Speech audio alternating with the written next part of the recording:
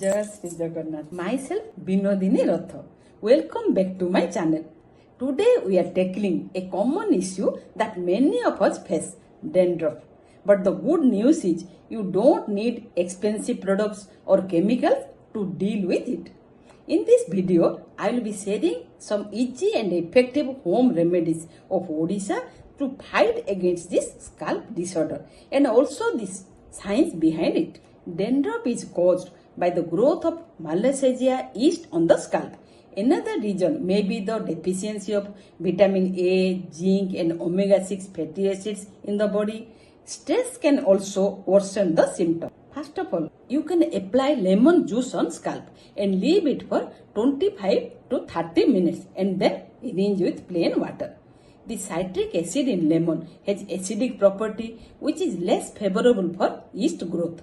The antioxidant limonin and vitamin C present in lemon is good for scalp health. Another one is the pulp of aloe vera leaf which can be applied on scalp for 20 minutes and then rinse with water.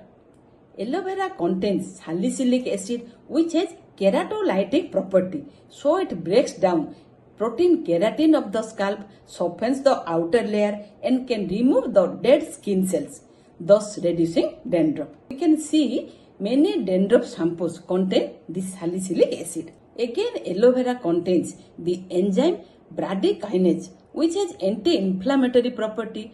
Besides the vitamin A and antioxidants in it helps a lot for scalp health. Neem boiled in coconut oil can be applied on scalp overnight and then next day we can rinse with shampoo. Paste of neem leaf can be also applied on scalp for half an hour. After that we can wash hair with plain water. Neem oil which is prepared from neem seed are available in Ayurvedic stores.